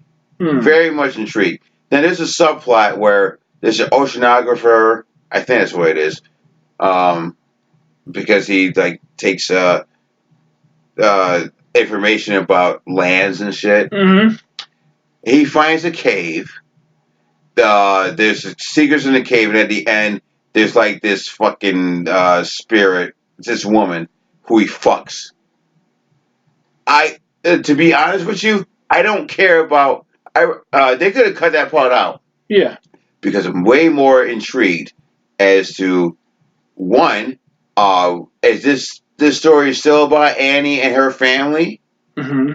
And is there more to the story, or is this an anthology story where eventually we're gonna understand like what happened with the other four in this house, and what did they had to give up to live in this house? Okay. It's dope. It's mad dope. It seems multi-layered in a genre that. Yeah, I'm very much looking forward to issue 2 of this. One fight to the other. So. Yeah, I do like this story quite a bit. So I'm definitely looking forward to issue 2 and seeing where the story goes. All right. But like I said, Hellblazer and Basket Full of Heads I have not read yet. Maybe I think maybe after next week. Yeah, I actually gotta look up that new Constantine you made me aware of because he's one of my favorites. Yeah, they rebooted Hellblazer. Awesome. Yeah.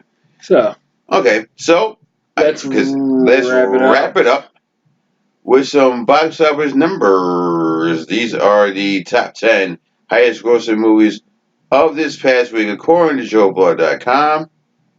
The number one movie in the country this week was Ford. The thing that God forgot. No, it was Ford versus Ferrari. Oh yeah, that movie sounded like I know DK was really excited to see that movie. Yeah, so was I. I'm interested in it. I'd sit down and watch it. It's a story I don't really fucking care about. So well, fuck me then. You may not care about it, but it debuted at $31 million. Yay! Number 2 was Midway. Yeah, your favorite. I didn't see it. It made $8.7 million. It's up to $35.1 million. Still a flop by Hollywood standards. That is a flop. Number 3 was Charlie's Angels. Okay. $8 million. $8.6 million. It made a fourth of what it cost to make this movie. Oh, God! It's going to stop right there. Especially with all this Elizabeth Banks bullshit. Yeah! Yeah, that was you just made all the money you were going to make. That was the wrong move. It cost almost $50 million to make this movie. Okay. Number 4 is Playing with Fire. John Cena movie. $8.5 million, $25.4 million. That's also a flop. Yep.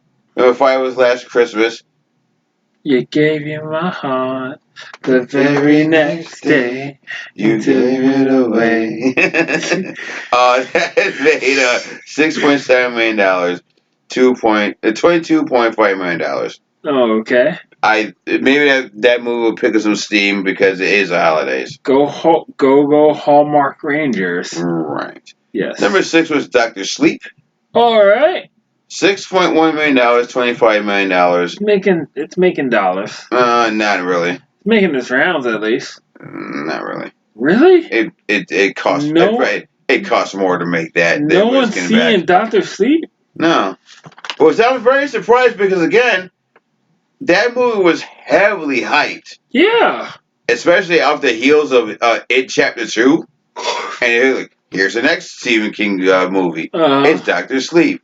And people were like, get the fuck. You know what I think it is? What? I think part of it is it came out after Halloween. And now we're into the holiday season. Yeah. So, like, people ain't trying to see a horror flick at Halloween or the holidays. They're not degenerates like us. Yeah. Yeah, we're not going to sit here and watch Serbian film on Christmas Day. Yes, we are. Oh, we really I don't know. God damn it! Are you serious? I don't know what fucking got in your head. Okay. But we are having a very Volkmere Christmas. All right. Oh my God. Look, be glad if I don't come in here with jumping bread pre-made. You better have one of us better have fucking booze for that shit. A lot of it. Tons. To sit here and watch that shit. Yup. We doing it. Very Serbian Christmas. Okay. Well, number 7 was The Good Liar. All right. With Ian McKellen and Helen Mirren. I have no idea why I was thinking about The Good Dinosaur. Okay. When you said that, The Good Liar. Yeah. They made $5.6 million. They debuted at $5.6 million. All right. Number 8 was Joker. I'm surprised that's still even on a list. Okay, but listen, it made $5.6 million, $322.5 million just here domestically. Yep. Now, I don't know if you heard this or not. What? Joker is the first R-rated movie ever to surpass $1 billion. You're shitting me. No. Really? Wow. Yeah. It made it over $1 billion worldwide. I heard that. It's the first the only thing I heard was R-rated movie to surpass $1 billion. The only thing I heard about it was that it was the highest grossing. Not the highest grossing. It's the most profitable for that company. It's the most profitable comic book movie ever because it only cost, I think, in the realm of $50 to $45 million to make. It has made $1 billion. So it is. Yeah, it's the most profitable comic book movie ever. Mm-hmm. And is the first ever R-rated movie ever to surpass $1 billion. That's insane. Yeah.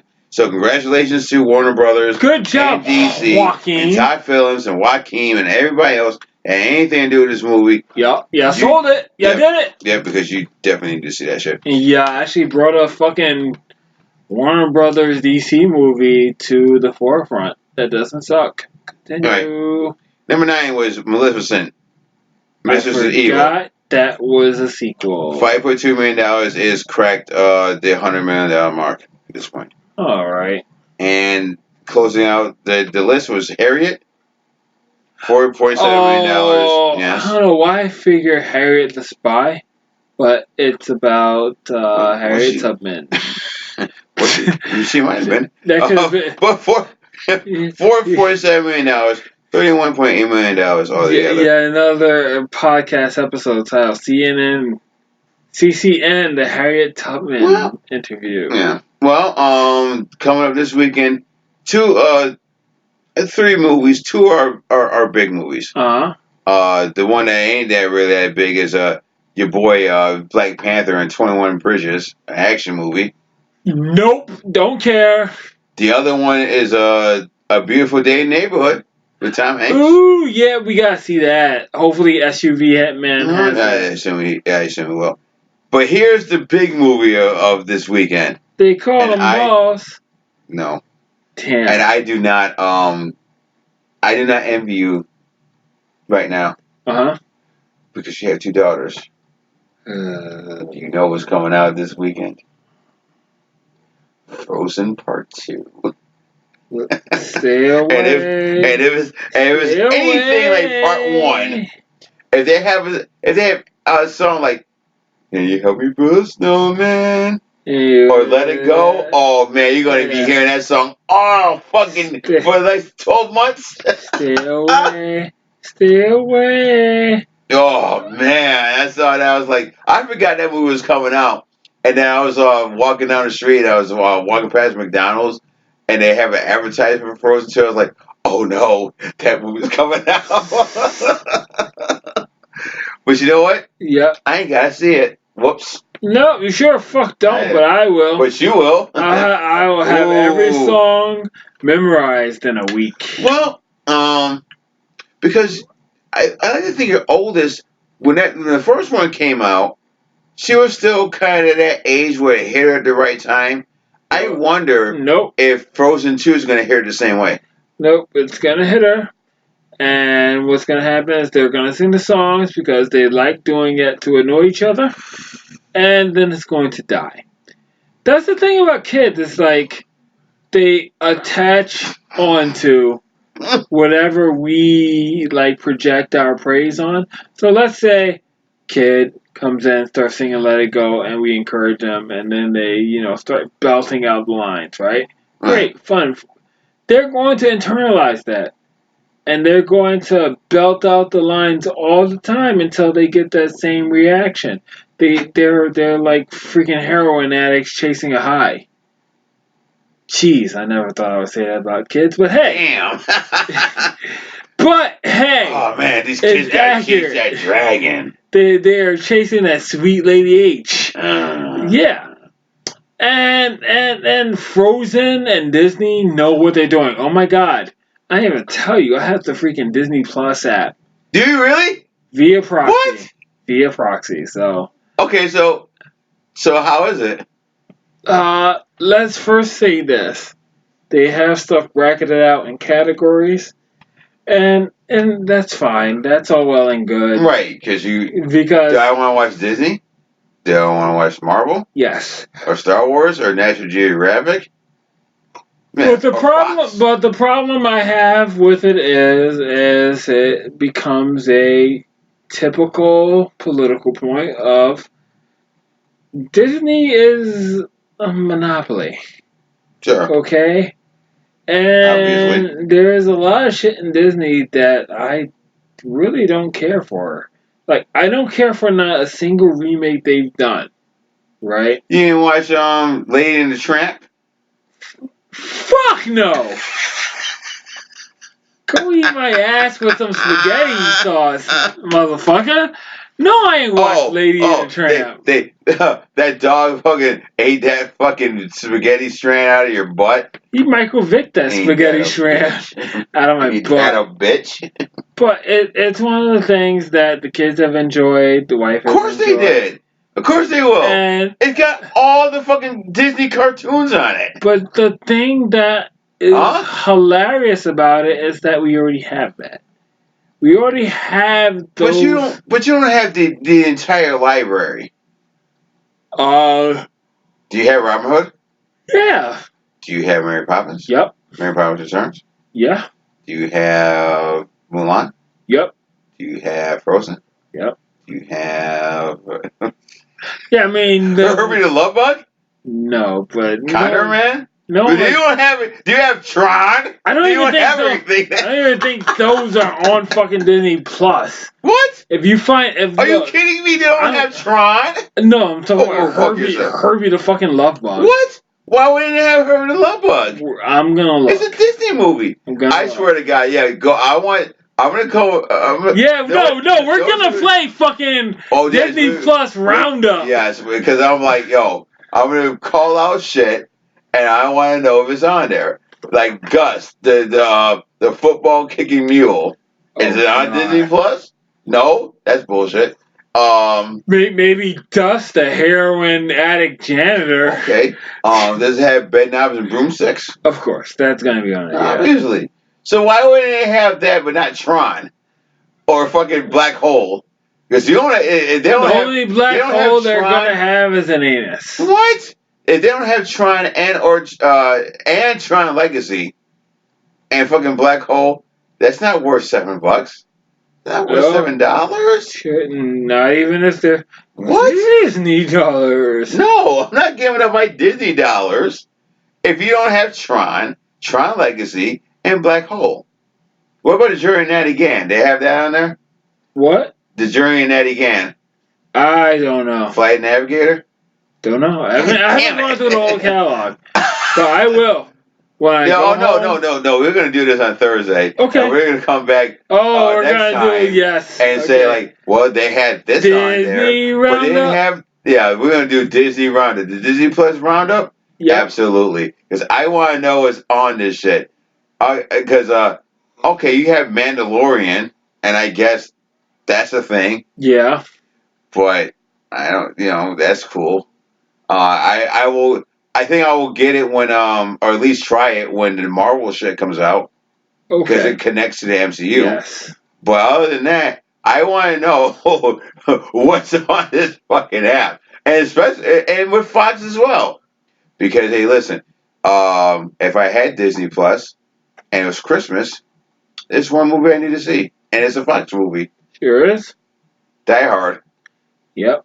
It's a Christmas movie. It's funny how It's a Christmas movie. Hey, listen. Anybody that has that says it's not a Christmas movie, go fuck yourself. It's a Christmas movie. I've had to explain to numerous people how this is a Christmas movie, and then at the end of the day, they're like, "Shit, it kind of is." Yeah, because it happens at a Christmas party at in California at Nakatomi Center, and it gets fucking hijacked.